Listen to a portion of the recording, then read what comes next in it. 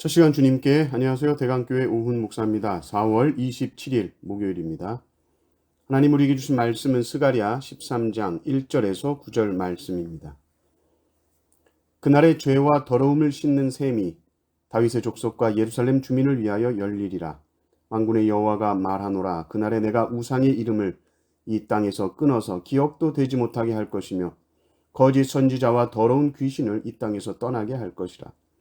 사람이 아직도 예언할 것 같으면 그 낳은 부모가 그에게 이르기를 내가 여호와의 이름을 빙자하여 거짓말을 하니 살지 못하리라 하고 낳은 부모가 그가 예언할 때에 칼로 그를 찌르리라. 그날에 선지자들이 예언할 때에 그 환상을 각기 부끄러워할 것이며 사람을 속이려고 털옷도 입지 아니할 것이며 말하기를 나는 선지자가 아니요 나는 농부라 내가 어려서부터 사람의 종이 되었노라 할 것이요 어떤 사람이 그에게 묻기를 내 두 팔 사이에 있는 상처는 어찌 됨이냐 하면 대답하기를 이는 나의 친구의 집에서 받은 상처라 하리라. 만군의 여호와가 말하노라. 카라 깨어서 내 목자 내 짝 된 자를 치라. 목자를 치면 양이 흩어지려니와 작은 자들 위에는 내가 내 손을 들이우리라. 여호와가 말하노라. 이 온 땅에서 3분의 2는 멸망하고 3분의 1은 거기 남으리니 내가 그 3분의 1을 불 가운데 던져 은같이 연단하며 금같이 시험할 것이라.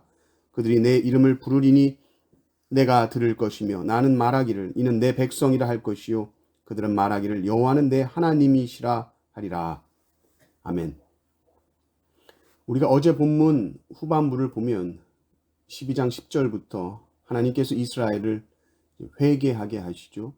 은총과 간구하는 심령을 부어주셨다 그랬습니다. 그래서 애통하는 마음으로 회개할 것이다. 그리고 이 회개를 통해서 예루살렘 주민들이 정결하게 됩니다. 1절을 보십시오. 그날의 죄와 더러움을 씻는 셈이 다윗의 족속과 예루살렘 주민을 위하여 열리리라 이렇게 됩니다. 셈이 열리리라. 샘물이 터져 흐르는 것입니다. 이 셈은 무엇이냐? 죄와 더러움을 씻는 셈입니다. 샘이라는 것은 그 안에서 계속 솟아나는 것입니다. 성막에 있는 물두멍처럼 계속 물을 길어와서 거기 채워야 하는 것이 아니라 그 안에서 계속해서 솟아나는 것이 바로 샘입니다.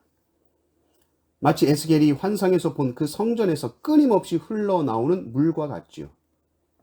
하나님의 중단되지 않는 자비와 은혜, 끊을 수 없는 하나님의 넘치는 사랑을 우리에게 보여주고 있는 것입니다. 그리고 이 깨끗하게 하는 셈이 우상을 제거합니다. 거짓 선지자들, 더러운 귀신을 이 땅에서 떠나게 합니다. 우리가 선지서를 보면 거짓 선지자들이 참 많이 나오죠. 거짓 선지자들은 거짓 예언을 합니다. 세상이 타락하면 거짓 선지자들이 득세하고 참 선지자들은 고통을 받습니다. 그런데 정결한 셈이 터지는 날에 이 거짓 선지자들이 제거가 되게 되는데 여러분이 거짓 선지자들이 제거되는 것은 이미 신명기에 율법으로 주신 말씀입니다. 신명기 18장 20절을 보면 만일 어떤 선지자가 내가 전하라고 명령하지 아니한 말을 제 마음대로 내 이름으로 전하든지 다른 신들의 이름으로 말하면 그 선지자는 죽임을 당하리라 하셨느니라 이렇게 나옵니다. 거짓 선지자는 죽임을 당합니다. 하나님의 이름을 이용해서 자기 마음대로 말한 자, 그가 거짓 선지자입니다. 하나님께서 말씀하지 않으셨는데 하나님께서 말씀하셨다고 하면서 말하는 것, 그것이 바로 거짓 선지자의 모습입니다. 그런데 정결한 셈이 터지는 날에는 심지어 자기 자녀가 만약에 거짓 선지자다 그러면 네가 어떻게 하나님의 이름을 빙자해서 거짓말을 하느냐? 살지 못하리라 하며 칼로 그를 찌른다고 나옵니다. 이만큼 거짓 선지자에 대해서 단호하게 대처하는 일이 일어난다.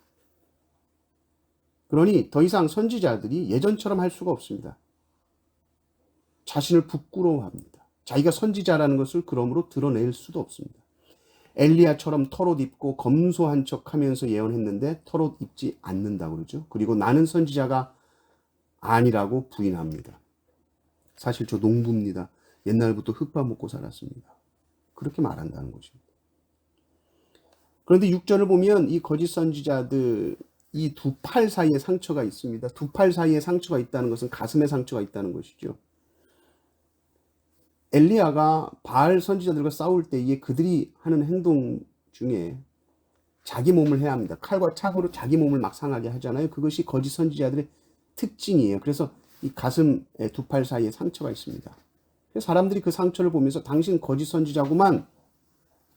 그런데 아니에요. 이 상처는 집에서 생긴 상처입니다. 라고 말한다는 것이죠. 이것은 자신이 선지자임을 부끄럽게 여기고 부정하는 모습을 보게 될 것이다 라는 말입니다. 결국 하나님께서 이 거짓 선지자들을 치셔서 그 거짓 선지자를 따르는 모든 자들도 다 흩어져 망하게 한다. 이렇게 흩어지는 자들이 얼마나 되냐? 3분의 2다. 3분의 2가 멸망하고 3분의 1만이 남는다. 그리고 이 남은 3분의 1은 어떻게 합니까? 불에다 던져서 연단시킵니다. 구절을 보십시오. 내가 그 3분의 1을 불 가운데 던져 은같이 연단하며 금같이 시험할 것이라.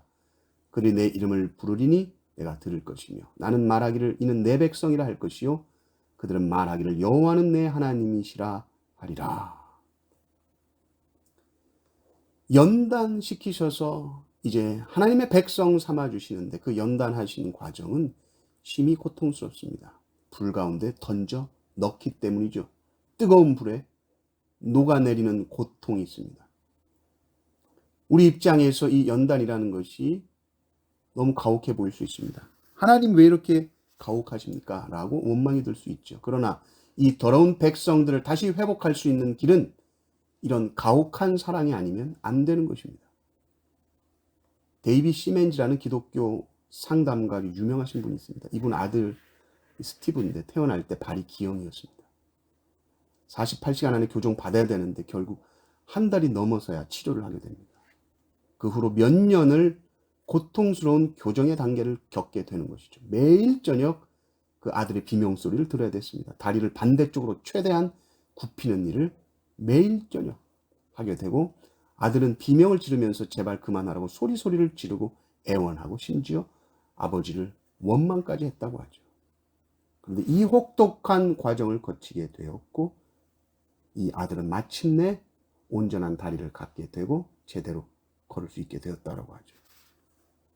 때로 하나님께서 우리에게 허락하시는 시간들이 우리가 견딜 수 없을 것 같은 고통의 시간일 수 있지만 우리가 믿는 것은 이 모든 시간들은 하나님께서 우리를 빚어가시는 아름답게 빚어가시는 시간인 줄을 믿습니다.